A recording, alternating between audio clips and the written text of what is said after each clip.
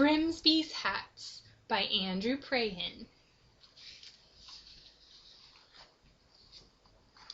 Once, in the quiet countryside, a hat maker lived in a little cottage.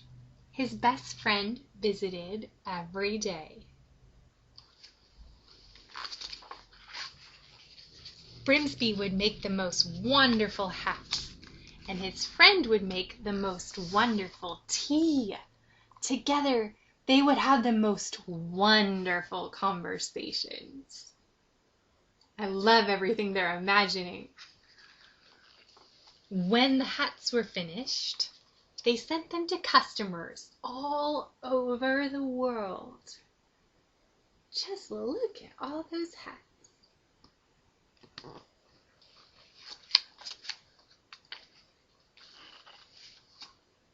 This was how it was for many years, until one morning the friend said that he would be leaving to travel far away. You see, it was his dream to become a sea captain. The next day, the hat maker gave his friend a brand new hat. It fit perfectly. You see what's on his hat? Take a look at what's on his friend's hat.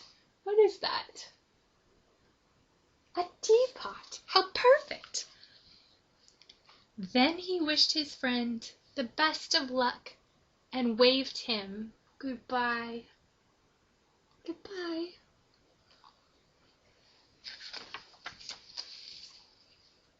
The hat maker worked for many quiet days after that, and had many quiet cups of tea.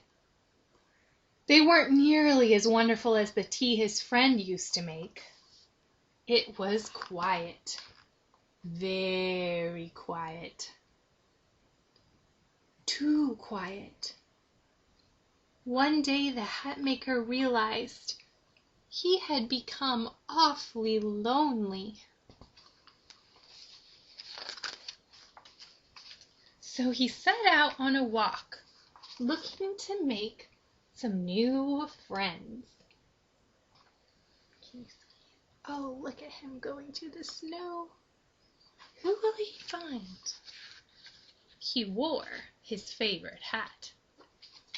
After traveling all day, the hat maker came upon a tree full of birds. He thought the birds would make very nice friends.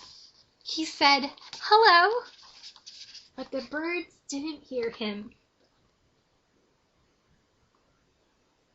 Look at all those little houses.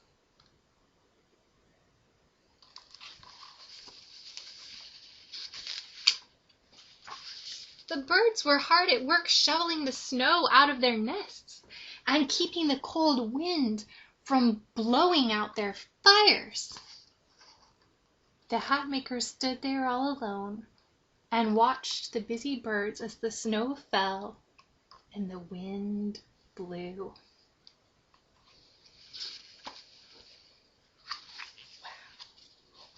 Then, after it had grown dark, he returned home through the silent snow.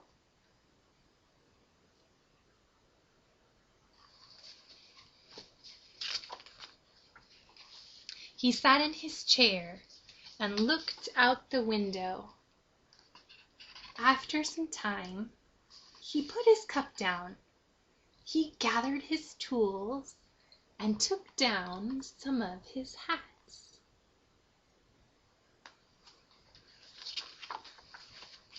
Then he went to work. He worked all night, measuring and marking, cutting and stitching.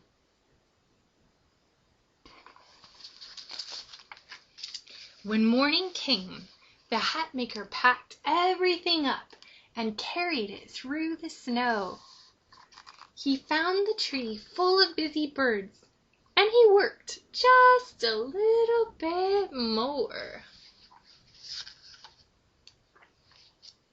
When he was finished, The birds had new homes. The hats kept the snow out of their nests and stopped the cold wind from blowing out their fires. Oh, look at what he did! He made a hat into a home for each bird. The birds weren't busy anymore.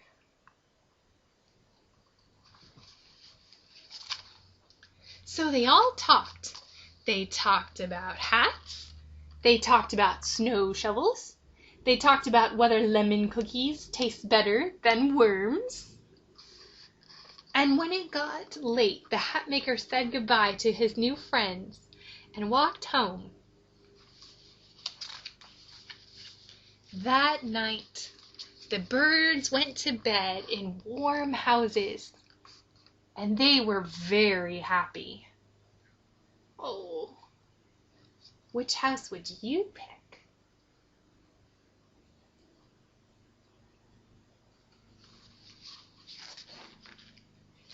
They weren't the only ones. Look who else is happy. And look over here. What do we see? The northern lights. So beautiful. From then on, the hat maker and the birds would see one another quite often. Sometimes the hat maker would visit the birds. And sometimes the birds would visit the hat maker.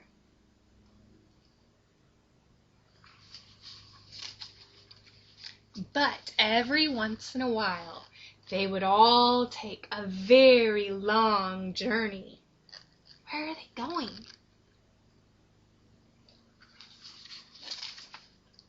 They would travel to a seaside town that was full of ships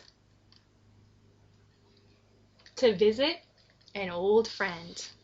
And the large group of friends would drink tea and talk about hats and shovels and ships and how wonderful it was that they had all been lucky enough to meet one another. Look at that group.